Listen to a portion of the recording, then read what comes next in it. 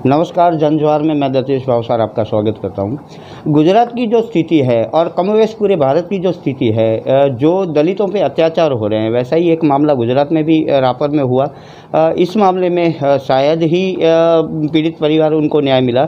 उनके पीछे आज यहाँ के जो स्थानिक विधायक है जिग्नेश भाई, वो उनके साथ खड़े हैं।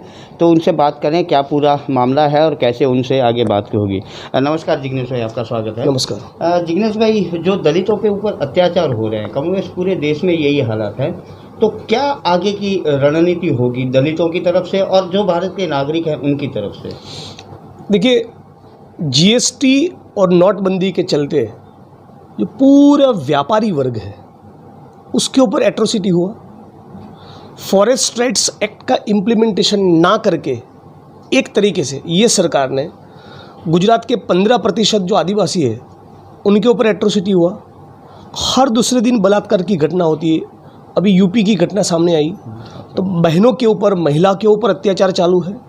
तो कुल मिलाकर ये जनता के ऊपर सबसे ज़्यादा एट्रोसिटी करने वाली सरकार आज हमारे सर पर बैठी है। तो उसका खामियाजा आदिवासी भी भुगत रहा है, बहनें भुगत रही है, पत्रकार भुगत रहे, एक्टिविस्ट भुगत रहे, महिलाएं भुगत रही है, दलित भी भुगत रहे हैं। बात जब गुजरात के दलितों की आती है तो यहाँ दलितों की जो आबादी है वो केवल 7% है, 7% है। तो वो भी एक कारण है कि सरकार उनको थोड़ा हल्के में लेती है। तो जब तक दलित सड़कें जाम न करे, सड़क पर न उतरे, आक्रामक भाषा का प्रयोग न करे, हाईवे को बंद न करे, तब तक बहुत बार ऐसा होता है कि सरकार के पेट का पानी नहीं हिलता। और जब ये वो सरकार है भाजपा की जो आरएसएस से निकल कर आई है, और आरएसएस अपने मुखपत्र ऑर्गेनाइजर में सालों पहले कह चुके हैं कि हमको डॉक्टर भीमराव अंबेडकर का संविधान नहीं चाहिए, उसकी जगह पे हमको मनुस्मृति चाहिए। वो 50 बार लिख चुके हैं। संविधान लागू होने के 5वें या चौथे दिन पर उन्होंने ये लिखा था। मतलब जब उनका एजेंडा ही जातिवादी, मनुवादी है, तो दलितों की अत्याचार के वक्त खामोश रहना तो छोड़ो, वो खुद उनकी पार्टी के कैडर अत्याचार करते हैं। और विजय रूपाणी, गुजरात के होम मिनिस्टर, किसी का कभी कोई स्टेटमेंट नहीं आता। ऊना के वक्त मोदी जी ने कहा था कि मारना है तो मुझे मारो, मेरे दलित भाइयों को मत मारो। तो लेकिन अभी दलित इस प्रकार की नौटंकी को ना समझे, उतने बालिश नहीं रहे। लेकिन कहना ये चाहते हैं आपके माध्यम से कि कितना भी किसी समुदाय को आप इतना दबाओ, एक दिन तो उसका रिएक्शन आएगा। जिग्नेश भाई, एक और मुद्दा था कि महिलाओं की हालत भी बहुत अच्छी नहीं है हिंदुस्तान में। हाथरस की बात करें या फिर गुड़िया की बात करें ना, हाँ बिल्कुल, कच्छ की, हाँ, तो उसके मामले में भी सरकारें बहुत असंवेदनशील रही है। क्या बताएंगे आप उसके बारे में? सर, बेसिकली ये चुनाव की राजनीति में 90% से ज़्यादा लोग सत्ता के लिए आते हैं। सत्ता के जरिए संपत्ति और फिर उस संपत्ति के बलबूते पर दोबारा सत्ता, तो यही पूरा चक्र चलता रहता है। तो महिलाओं के लिए, आदिवासी के लिए, दलित के लिए, गरीब के लिए, मजदूर के लिए, मजलूम के लिए, इन सब की फिक्र हो और उनके जीवन में कुछ उजाला हो, उसके लिए कौन राजनीति में आता है? 90% लोग, और यहाँ पर गुजरात में और गुजरात के बाहर भी 4 चौपड़ी पड़े हुए लोग हमारे सर पर बैठे हैं। वो कौन सा नीति बनाएंगे? ब्यूरोक्रेट सारे करप्ट हैं। ज्यूडिशरी हमको ज़्यादा प्रूफ और दिखती नहीं है।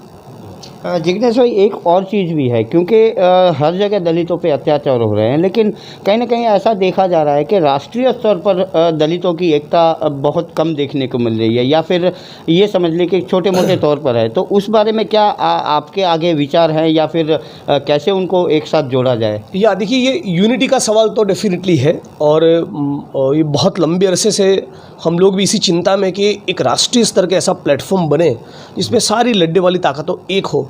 लेकिन एक तरीके से ये भी एक आदर्शवाद है, ये भी एक सपना है जो साकार नहीं हो रहा है।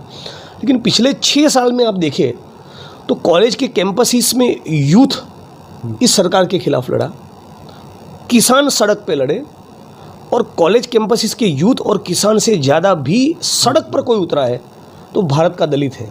रोहित वेमुला की सांस्थानिक हत्या के वक्त, ऊना के आंदोलन के दौरान, 2 अप्रैल के भारत बंद के दौरान जो चंद्रशेखर आज़ाद और मेरे साथ यूथ जुड़ा, जिन्होंने रविदास मंदिर टूटने पर दिल्ली में सड़कें जाम की, और 2 अप्रैल का भारत बंद तो बिना किसी नेता की कॉल के स्वयं दलित जनता ने अपने आप उस बंद को पूरे देश में लागू करके दिखाया।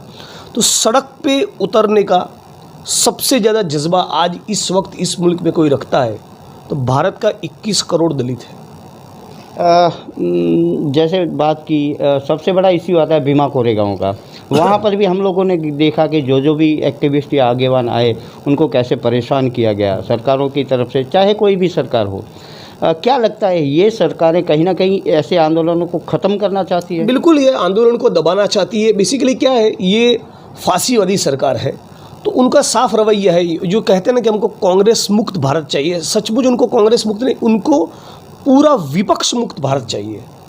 पत्रकार, एक्टिविस्ट, पॉलिटिशियन, कार्यकर्ता, कोई भी हमारे खिलाफ बोलना नहीं चाहिए। इस प्रकार का इस सरकार का एटीट्यूड है। मतलब सीधा सीधा लोकतंत्र और संविधान के ऊपर ही हमला है। तो ये आपने सुना जिग्नेश मेवानी ने क्या बताया। यहाँ के लोगों को और पूरे भारत के लोगों ने जिस सरकार पे भरोसा किया आज उन्हीं की हालत ख़राब है। एक अच्छे शायर का शेर याद आता है, कहीं कंकड़ निकलते हैं कहीं पत्थर निकलते हैं, करो जिस पर ज़्यादा भरोसा वही खंजर निकलते हैं।